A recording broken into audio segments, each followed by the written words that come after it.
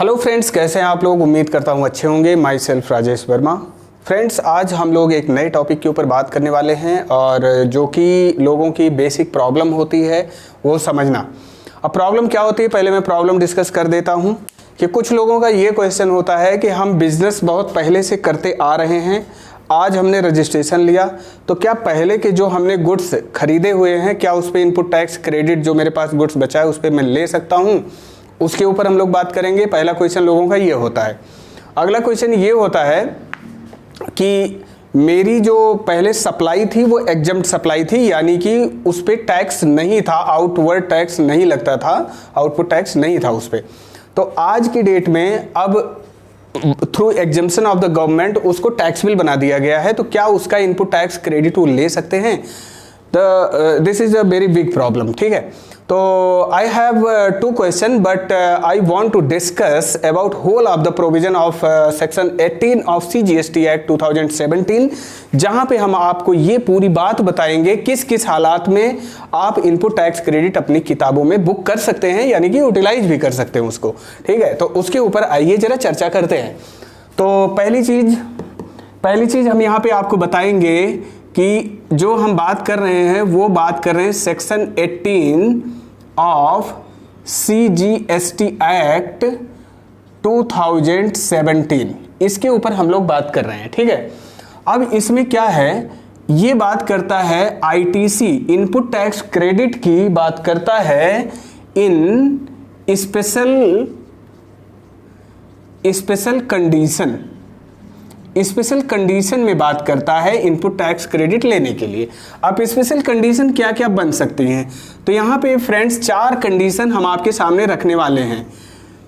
4 condition हम आपके सामने रखेंगे। पहला कंडीशन ये है कि अगर आप विथिन 30 डेज अपना रजिस्ट्रेशन ले सकते हैं, विथिन 30 डेज अगर आप रजिस्टर अपने आप को करवा लेते हैं तो क्या होगा, आपने वॉलेंट्री रजिस्ट्रेशन ले लिया, वॉलेंट्री रजिस्ट्रेशन अपना कराया, तब क्या होगा। ठीक है, अगला कंडीशन ये है कि मैं पहले कंपोजिशन में था। ठीक है, मैं पहले कंपोजिशन में था, अब मैं आ गया हूं किसमें, रेगुलर में। ठीक है,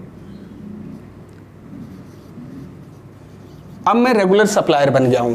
पहले मैं कंपोजिशन सप्लायर था, स्मॉल टैक्स पेयर, अब चूंकि प्रेस्क्राइब्ड लिमिट को मैं एक्सीड कर गया हूं इसलिए मैं अब रेगुलर में आ गया। तो क्या कंडीशन बनेगी, अगला कंडीशन ये बनता है कि पहले जो मेरी सप्लाई थी ना, पहले जो मेरी सप्लाई थी वो एग्जम्प्ट सप्लाई थी। पहले जो सप्लाई हम कर रहे थे उस पर टैक्स नहीं था, कोई सेल टैक्स मतलब GST उस पर चार्ज नहीं होता था, लेकिन अब वो एग्जम्प्ट सप्लाई जो है टैक्सेबल सप्लाई बन गई, टैक्सेबल सप्लाई। तो ये 4 बातें हम लोग डिस्कस करेंगे। इन्हीं 4 बातों के बारे में सेक्शन 18 में पूरी तरह से डिस्कस किया गया है। ठीक है, तो आइए 1 बाय 1 करके हम लोग डिस्कस करते हैं इस पे।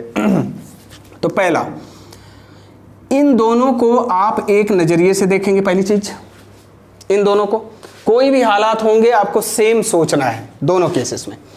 आपने 30 दिन के अंदर रजिस्ट्रेशन ले लिया, यानी कि आपकी जो टर्नओवर है वो 20 लाख को एक्सीड कर जाती है या 10 लाख को एक्सीड कर जाती है, एज द केस में भी ये थ्रेशोल्ड लिमिट जो है डिपेंड करता है स्टेट के ऊपर। ठीक है, तो 10 लाख या 20 लाख जो भी आप एक्सीड कर जाते हैं तो उसके 30 दिन के अंदर आपको रजिस्ट्रेशन कराना पड़ता है। तो 30 दिन के अंदर अगर रजिस्ट्रेशन करा लिया तब उस कंडीशन में आप इनपुट टैक्स क्रेडिट क्या ले पाओगे। अगला, हमारे को कोई थ्रेशोल्ड लिमिट नहीं थी, जिस दिन हमने बिजनेस शुरू किया उसी दिन से हमने अपने आप को रजिस्टर कर लिया, वॉलेंट्री रजिस्ट्रेशन करवा लिया, तो इस केस में क्या कंडीशन बनेगी। अगली कंडीशन है कंपोजिशन से आप रेगुलर में गए और एग्जम्प्ट से टैक्सेबल में गए, इस पे हम बाद में कवर करते हैं। ठीक है, तो गाइज यहाँ पे सवाल आप दोनों पार्ट पे समझ गए हैं। तो यहाँ पे मैं आपको बताना चाहूंगा कि सपोज ये आपका एक पीरियड है, ये कोई ड्यूरेशन है, एक टाइम है। ठीक है, अब यहाँ पे मान लीजिए आपका बिजनेस होता हुआ आ रहा था, यहाँ पे आप 20 लाख की लिमिट क्रॉस कर गए। ठीक है, 20 लाख की लिमिट हो गई। अब यहाँ पे आपको कंपल्सरी रजिस्ट्रेशन कराने की आवश्यकता हो जाएगी। विथ इन 30 डेज अगर आपने रजिस्ट्रेशन के लिए अप्लाई कर दिया तो उस कंडीशन में ये बात बनती है, ठीक है। 30 दिन के अंदर आपने रजिस्ट्रेशन अप्लाई कर दिया, तो जिस दिन आपने रजिस्ट्रेशन अप्लाई किया उसके जस्ट प्रीसीडिंग डे, जस्ट पहले पिछले दिन जितना आपके पास स्टॉक होगा, ठीक है। स्टॉक में अब क्या हो सकता है, स्टॉक में इनपुट हो सकता है रॉ मटेरियल के फॉर्म में, ठीक है। सेमी फिनिश्ड गुड्स हो सकते हैं, सेमी गुड्स हो सकते हैं, जिसको सेमी फिनिश्ड गुड्स भी आप कह सकते हैं, ठीक है।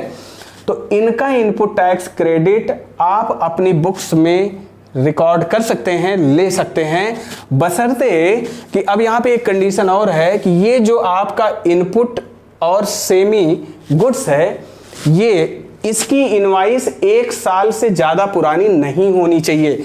यानी कि जिस दिन आप रजिस्टर हो रहे हो इसके पहले के 1 ईयर तक के इनवाइस का इनपुट टैक्स क्रेडिट आप बुक कर सकते हैं अपनी बुक्स में। क्लियर? मेरे विचार से ये बात आपको क्लियर होगी। अब आगे आते हैं वॉलेंट्री रजिस्ट्रेशन, ठीक है। वॉलेंट्री रजिस्ट्रेशन में अगर हम बात करें तो मान लीजिए आपने बिजनेस ही यहाँ पे स्टार्ट किया, ठीक है, बिजनेस यहाँ पे स्टार्ट किया और ऐसे केस में क्या हुआ कि आपने फर्स्ट डे ही रजिस्ट्रेशन करा लिया अपना, ठीक है, फर्स्ट डे रजिस्ट्रेशन करा लिया, या मान लो फर्स्ट डे आपने रजिस्ट्रेशन नहीं कराया, तो ऐसे केस में मान लीजिए आपका बिजनेस चल रहा था, आपने यहां पे आके अपने आप को रजिस्टर करवा लिया, जबकि आपकी कोई भी लिमिट अभी एग्जॉस्ट नहीं हो रही है, रजिस्ट्रेशन लेने की कोई आवश्यकता नहीं थी। Despite of that you are getting registration under GST, ठीक है। तो सेक्शन 22 ऑफ सीजीएसटी एक्ट में आपने रजिस्टर अपने आप को करवा लिया। अब सवाल ये है कि हम तो बिजनेस पहले से करते आ रहे हैं, हम जिस दिन रजिस्टर करा रहे हैं उस दिन हमारे पास स्टॉक है भाई, उस दिन मेरे पास स्टॉक पड़ा हुआ है, तो क्या इस स्टॉक पे अब मैं क्या कर सकता हूं, इनपुट टैक्स क्रेडिट जो उस पे था, जो मैं माल खरीद के लाया था उस पे जो इनपुट टैक्स लगा था उसको मैं क्लेम कर सकता हूं अपनी बुक्स में? तो पहली चीज तो यहाँ पे आपको एज ए रेगुलर सप्लायर अपने आप को रजिस्टर होना पड़ेगा अगर इनपुट टैक्स क्रेडिट लेना चाहते हैं तो, ठीक है। तो अगर रेगुलर सप्लायर आप यहाँ पे रजिस्टर हैं तो आप इस स्टॉक का, सेमी फिनिश्ड गुड्स का, फिनिश्ड गुड्स का आप इनपुट टैक्स क्रेडिट क्लेम कर सकते हैं अपनी बुक्स में, जो स्टैंड कर रहा है just preceding day of the registration के जस्ट पहले वाले दिन, पिछले दिन जो स्टैंड कर रहा है स्टॉक, ठीक है। अब यहाँ पे भी एक कंडीशन ये है, क्या उन सारे स्टॉक का मैं इनपुट टैक्स क्रेडिट क्लेम कर सकता हूँ? नहीं जी नहीं। अगर जो स्टॉक 1 साल पुरानी इनवाइस वाले हैं, 1 साल पुरानी इनवाइस वाले, 1 ईयर ओल्ड इनवाइस वाले हैं, उन्हीं का इनपुट टैक्स क्रेडिट आप क्लेम कर सकते हैं। इससे ज़्यादा के अगर पुराने के इनवाइस है, मान लो 1.5 साल पुराना कोई इनवाइस माल खरीदा था आपने, उसका स्टॉक आज भी पड़ा हुआ है, तो उसका इनपुट टैक्स क्रेडिट आप नहीं ले पाओगे, ठीक है। केवल 1 ईयर ओल्ड इनवाइस वाली ही आप इनपुट टैक्स क्रेडिट यहाँ पे क्लेम कर पाओगे। तो मेरे विचार से इन दोनों बात में आपको अंतर पता चल गया होगा और कहां तक हम इनपुट टैक्स क्रेडिट ले सकते हैं ये भी पता चल गया होगा। अब आगे बात करते हैं, कंपोजिशन से रेगुलर में चले गए और एग्जम्प्ट से आपकी टैक्सेबल सप्लाई हो गई, ठीक है। अब यहां पे दोस्तों आपको एक चीज ध्यान रखना है, इनको अब एक नजरिए से देखना है, ठीक है, इन दोनों को एक नजरिए से देखना है। अब यहां पे क्या होगा, पहले तो मैं देख लेता हूं किन किन चीजों का आप इनपुट टैक्स क्रेडिट ले सकते हो, पहले उस पर हम लोग बात कर लेते हैं। तो आप इनपुट का ले सकते हो, इनपुट्स का ले सकते हो, सेमी फिनिश्ड गुड्स का ले सकते हो, सेमी फिनिश्ड गुड्स, ठीक है, और अगला क्या ले सकते हो, कैपिटल गुड्स का भी आप इनपुट टैक्स क्रेडिट ले सकते हो। कैपिटल गुड्स मींस जैसे प्लांट मशीनरी, कोई फिक्स्ड एसेट जो आपने खरीदा है, कैपिटल एसेट्स, ठीक है, उसका भी आप इनपुट टैक्स क्रेडिट ले सकते हो। लेकिन ये कैपिटल गुड्स जो है इसका क्रेडिट इन दोनों में अवेलेबल नहीं है, पहली चीज ये भी क्लियर कर लेना। यहाँ पे केवल इनपुट्स का ही आप ले सकते हो, रॉ मटेरियल का ही आप क्रेडिट ले सकते हो, ठीक है। कैपिटल गुड्स इन दोनों कंडीशन में आप क्लेम कर सकते हो डिस्पाइट ऑफ इनपुट्स वगैरह, ठीक है। अब सवाल ये है कि आइए जरा पता करते हैं भैया किस तरीके से हम जो है इस पे इनपुट टैक्स क्रेडिट लेंगे। तो इस पे हम बात करते हैं, पहले कंपोजिशन से आप रेगुलर में जाते हो। मान लीजिए ये कोई आपका एक ड्यूरेशन है, ठीक है, यहाँ पे आपने कंपोजिशन में रजिस्टर कराया था अपने आप को, स्मॉल टैक्स पेयर, लेकिन आपकी जो प्रेस्क्राइब्ड लिमिट है कंपोजिशन लेने की 75 लाख एंड 1.5 करोड़ की, ठीक है, वो आप एक्सीड कर जाते हो, ठीक है। तो इसका मतलब आपको यहाँ पे as a regular tax payer आपको रजिस्टर कराना पड़ेगा, अपने आप को कन्वर्ट कराना पड़ेगा। रजिस्ट्रेशन तो हो चुका है आपका, ठीक है, तो कंपोजिशन से आपको रेगुलर में कन्वर्ट करवाना है। तो अब क्या होगा इस कंडीशन में, इस कंडीशन में बात यहाँ पे ये आती है कि इस दिन जस्ट प्रीसीडिंग डे, रजिस्ट्रेशन के जस्ट प्रीसीडिंग डे आपके पास जितना स्टॉक है, ठीक है, जितना स्टॉक है इनपुट का, सेमी फिनिश्ड गुड्स का, कैपिटल गुड्स का, उस पे जितने इनपुट्स हैं वो सारा का सारा आप क्लेम कर सकते हो।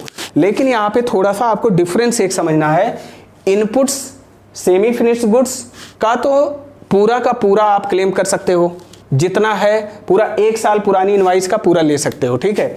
लेकिन वहां पे कैपिटल गुड्स के केस में क्या होगा, कैपिटल गुड्स का जो इनपुट टैक्स क्रेडिट आप लोगे वो क्या होगा, जितने ड्यूरेशन में आप कंपोजिशन में रहे हो ना, जितने ड्यूरेशन में आप कंपोजिशन में रहे हो उतने पीरियड का आईटीसी आपको अलाउ नहीं किया जाएगा, ठीक है।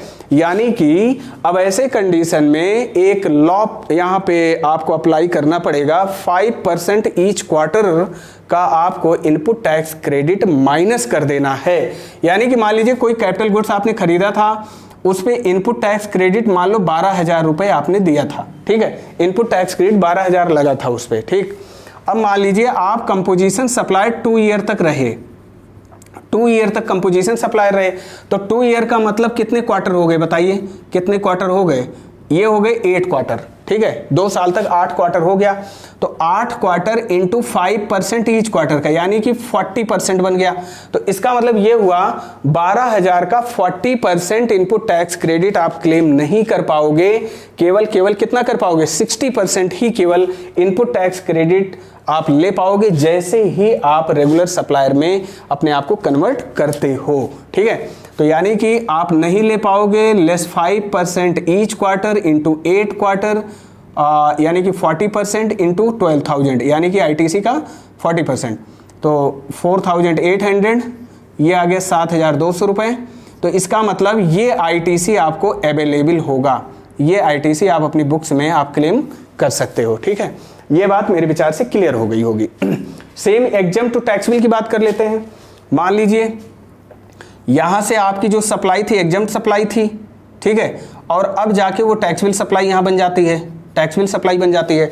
तो एक बात ध्यान रखिए, अगर आपकी आउटवर्ड सप्लाई यानी कि सेल आपकी अगर एग्जम्प्ट है, तो जो माल आप परचेज करके ला रहे हैं इनपुट टैक्स क्रेडिट उसका जो होगा वो अलाउ नहीं होगा आपको, ठीक है।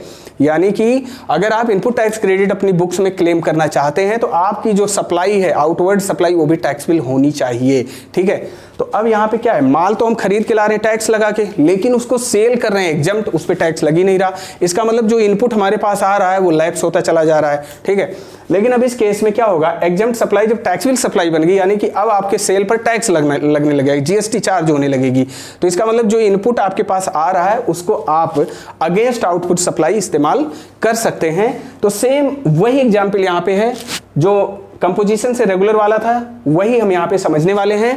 तो यहां पे बात यह है, जब तक आप एग्जम्प्ट में रहे हो तब तक कोई इनपुट टैक्स क्रेडिट आपको अलाउ नहीं होगा। जैसे ही आप टैक्सेबल सप्लायर आप बनोगे, तुरंत का तुरंत आपको जो जस्ट प्रीसीडिंग डे स्टॉक होगा आपके पास इनपुट और सेमी फिनिश्ड गुड्स का 1 साल पुरानी वाली इनवाइस का, ठीक है, उसका इनपुट्स मिल जाएगा। और रही बात कैपिटल गुड्स का, तो कैपिटल गुड्स का जो टोटल आईटीसी होगा from the date of invoice, जितने क्वार्टर आप कंपोजिशन एग्जम्प्ट सप्लायर बन के रहे हो, जितने पीरियड तक from the date of invoice of the capital goods, ठीक है, उतने का ईच क्वार्टर के हिसाब से 5% ईच क्वार्टर आप माइनस कर लेंगे, फिर बैलेंस जितना आएगा उतना इनपुट टैक्स क्रेडिट अपनी बुक्स में आप रिकॉर्ड कर सकते हैं। तो होपफुली ये वीडियो आपके लिए रेलेवेंट होगी और समझ में आई होगी ये बात किस तरीके से यहाँ पे चीज़ों को समझना है।